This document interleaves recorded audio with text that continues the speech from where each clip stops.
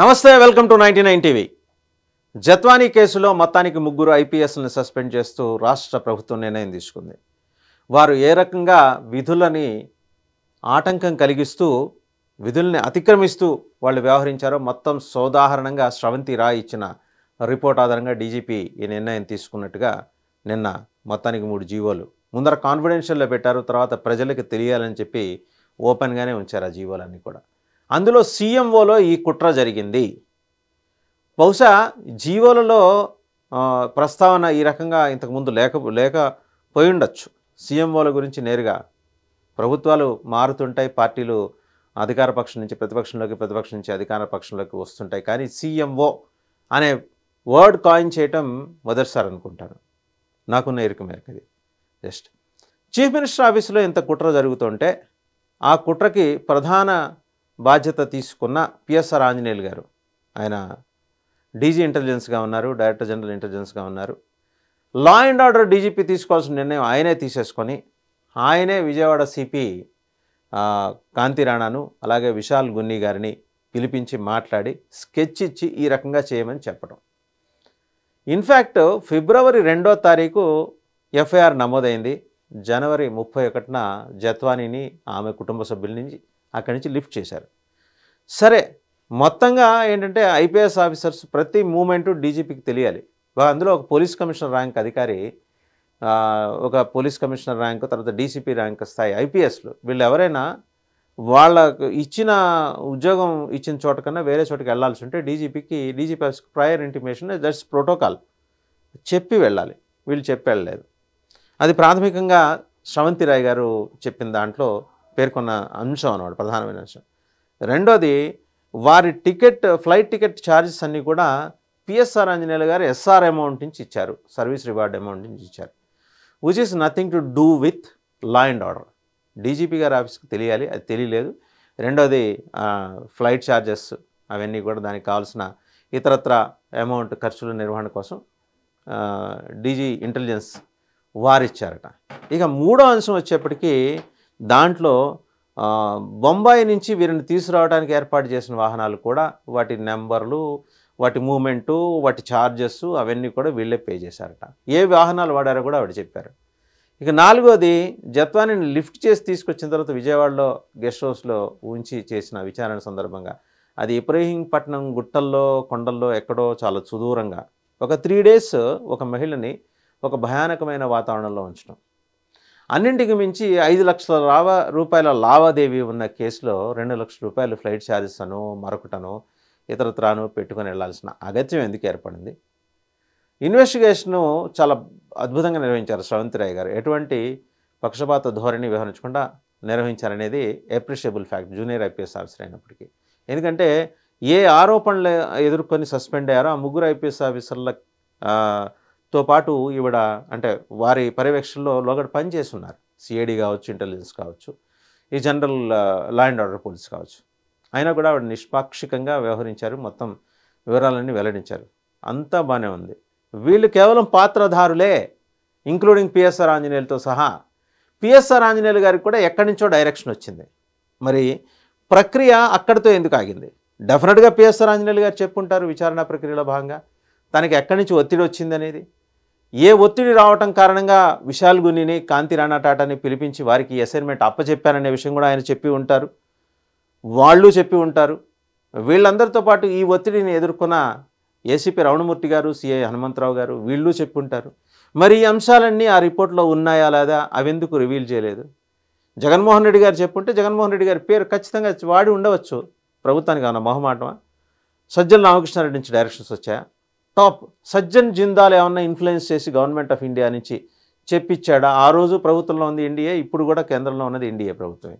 అక్కడి నుంచి ముఖ్యమంత్రి కార్యాలయానికి ఏమైనా చెప్పించుంచారా? సజ్జన్ జిందాల్ ఇవాళ టాప్ 4లో ఉన్నారాయన. ఇండియన్ బిజినెస్ మెన్ ర్యాంకింగ్ చూస్తే టాప్ 4లో ఉన్నారాయన. ఆయన నుంచి ఏమన్నా మొహమాటమా?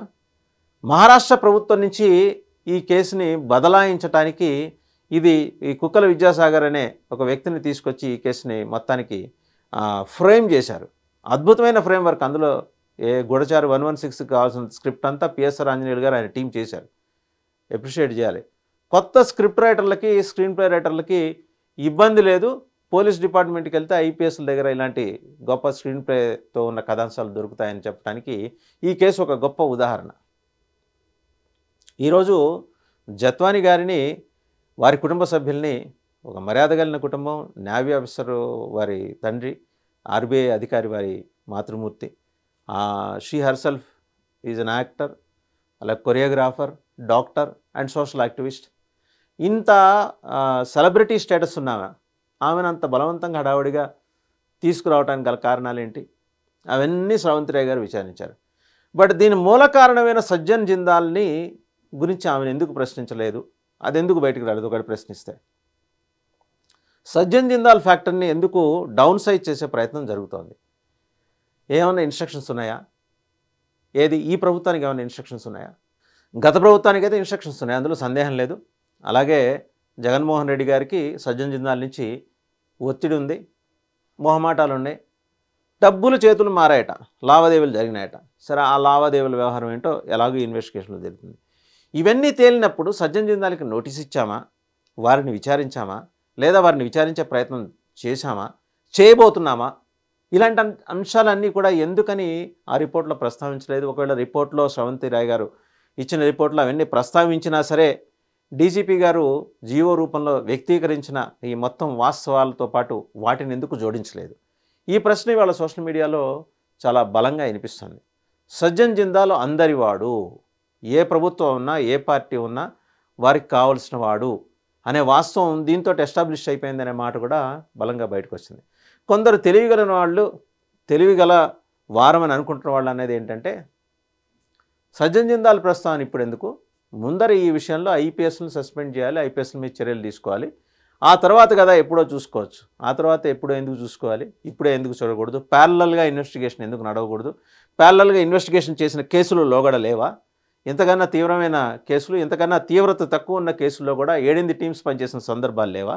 అలా వేరే టీమ్స్, కనీసం 2 టీమ్స్ను డిప్లాయ్ చేసి సజ్జన్ జిందాల్ గారి దగ్గరికి పంపించి వారు మరి సొసైటీలో పెద్ద మనిషి, సెలబ్రిటీ స్టేటస్ ఉన్న బిజినెస్ మ్యాన్ కాబట్టి వారికి 41 CRPC కింద నోటీస్ పంపించి, అయ్యా మేము మిమ్మల్ని విచారించదలుచుకున్నాం, మీరంత పెద్దవారు, మీరు టాప్ బిజినెస్ మెన్లో ఒకరు కాబట్టి మేమే మీ దగ్గరకు వస్తాం, స్పెషల్ ఫ్లైట్ వేసుకొని మిమ్మల్ని విచారించేసి మీరు చెప్పిన మాటలన్నీ నోట్ చేసుకుని వెనక్కి వస్తామనే మాట ఎందుకు రాలేదు? దీంతోపాటు ముంబైలో ఏ పోలీస్ స్టేషన్లో అయితే కేసు నమోదు చేశారో జత్వాని గారు, కాదంబరి జత్వాని గారు, ఆ పోలీస్ స్టేషన్కి వెళ్ళి లేకపోతే అక్కడ పోలీస్ ఆఫీసర్స్ని విచారించడానికి, లేకపోతే విచారణలో సహకరించమని కోరటానికి ఎందుకని ఏపీ ప్రభుత్వానికి చేతులు రాలేదు? మరి ఈ ప్రశ్నలన్నీ కూడా తెర మీదకి వస్తాయి. ఇక్కడికి ఏంటంటే మొత్తం రూట్ కాజ్ సజ్జన్ జిందాల్ దగ్గర ఉంది. సజ్జన్ జిందాల్ కేసులో ఈవిడ ఇన్వాల్వ్ అయ్యారు కాబట్టే ఈవిడ ఇన్వాల్వ్మెంట్ నుంచి ఆయన్ని ఆ ఫ్రేమ్ నుంచి బయటికి తప్పించడం కోసం అప్పుడు జగన్మోహన్ రెడ్డి గారు ఏకపక్షంగా నిర్ణయం తీసుకొని తన పోలీసు అధికారుల చేత ఆడించిన నాటకం. అందులో ప్రధాన సూత్రధారి ఆయన.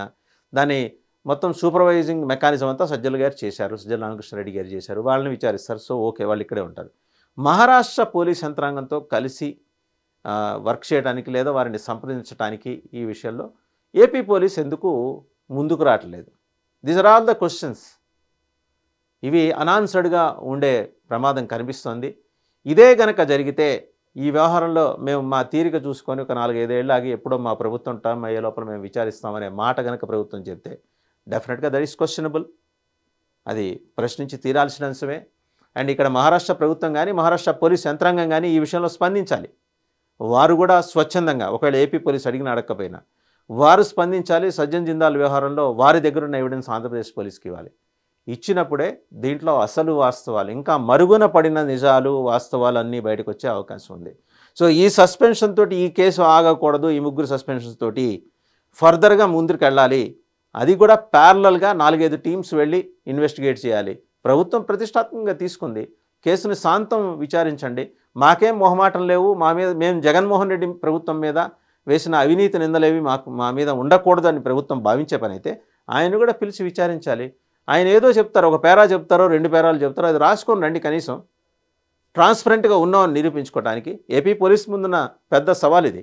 మరి ఆ సవాల్ని ఏపీ పోలీసు కానీ ఏపీ ప్రభుత్వం కానీ స్వీకరిస్తాయా లేదా వేచి చూడాలి.